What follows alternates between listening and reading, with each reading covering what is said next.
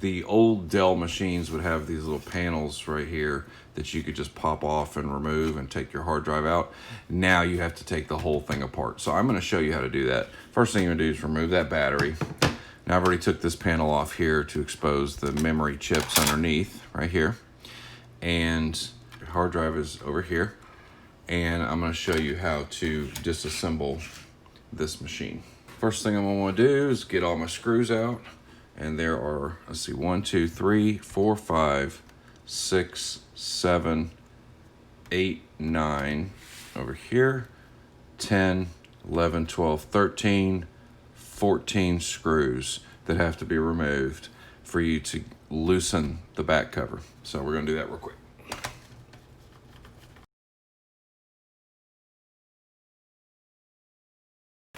We also have 2 tiny screws up here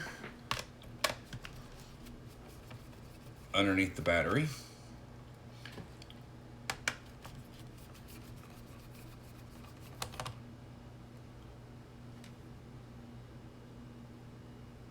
Thing I was telling you about earlier, in this case it doesn't matter too much, but as you see, I lay out the screws exactly in the same pattern that they were here. Doing this will save you such headache and time. Now in this case, all 14 screws are the same. As a matter of fact, all 16 screws are the same exact size, which is great. Thank you, Dell. Because if I accidentally knock that over and they all ended up in a pile, it's okay. But sometimes you got like one 5mm screw, one 2.5mm screw, one short, one long. And if you don't do this, or at least have some kind of video evidence or some kind of knowledge of which screws go where and you're not paying attention, you could really cause damage. We have got all the screws out. Now I'm going to just take my thumbnail and pull right here, and that will remove the CD tray. Set that aside. And also there are 2 screws right here that have to be removed for the CD drive. So these ironically are the only 2 screws that are different than the rest of them, which is good. And they're also silver screws versus black screws, so it helps to separate. So we got the 2 CD screws out, we got the 2 battery screws, and we have the 14 main case screws. So now what you got to do is flip her over, and on Dells there are usually tabs here that you have to remove the keyboard, and then there's a set of screws down here that are holding the bottom cover on. Now I'll show you here. You may be tough to see them on video, but there's one here, one here, one here just above the insert key, and another one just above the home key. Okay, and it's really easy to do. Just take your little flathead screwdriver. It doesn't have to be anything fancy. Just kind of push that tab in, and you see the keyboard kind of starts to work itself out a little bit. Then you just go to the other one just above the F7 key. Same thing, kind of pry that out. The tab is just to release the keyboard. And same thing with the insert key. And then lastly over here with the home key. Okay. Now they don't always want to release easily, so usually what I do is I just try to get 2 of them to kind of give away, and as you can see, then boom, the whole thing comes right back out. So now we've got our keyboard connector here. We just use our thumbnail and flip that little ZIF connector up like so, and this keyboard slides right out. Now we have screws here that are holding the bottom cover up. So we have, looks like we have one here. Let's see, there's 2, 3, 4, 5, and looks like that's it. Now there's also a couple of the connectors here.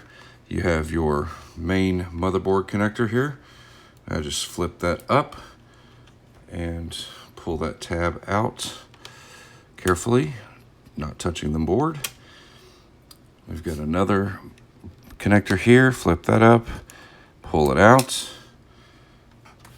And then you've got this last connector over here, okay? So now I have the connectors done, and I'm going to go ahead and remove these 5 screws. There's one here, and again, same thing applies. Make sure that you pay attention to which screws go where, because if you put the wrong screws in the wrong place, you're going to have a tough time.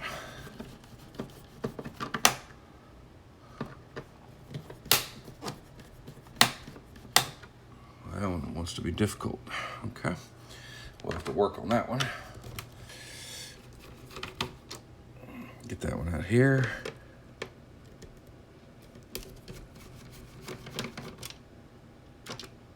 Get that one out. They all look to be the same size, except this one, I'm not sure what happened here. It's actually, it's not reachable because it's underneath the plastic, so we'll have to make sure we fix that when we put it all back together.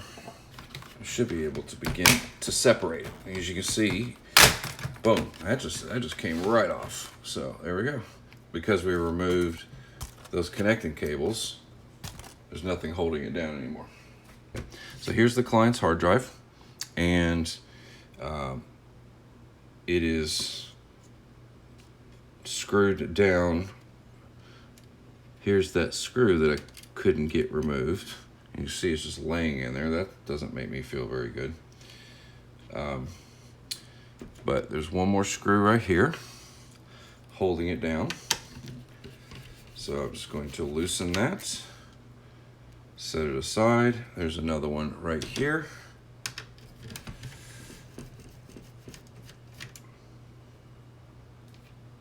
And then once you've done that, this whole assembly, cage and all, should lift right out. You just gotta wiggle it out where it connects here from the SATA connector, and boom, there you go. If you wanna go beyond this, this board is actually very easy to disassemble.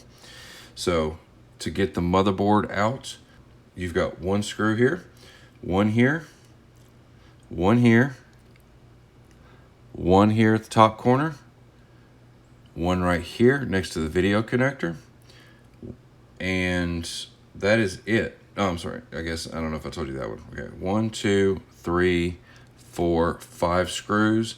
Remove your fan cable right here that powers the fan, and then this whole motherboard lifts right up. You got to disconnect your speaker connection here, and when you undo this screw here, this will separate the wireless board from the rest. And same thing is, once you take that screw out, this whole piece comes out. So it's actually very simple to remove. This fan is screwed in right up here.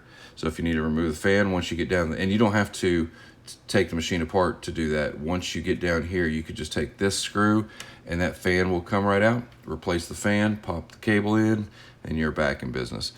If you need to take the screen off, the screen is held down with 2 screws right here, and it looks like 2 screws right here. This whole LCD comes right off. So as you can see, very simple, very easy layout for technicians. I don't need to disassemble the machine today because I'm only focused on this, but that is how you disassemble the laptop. Small stuff like that is very easy to do for your average user, and it can save you a ton of money.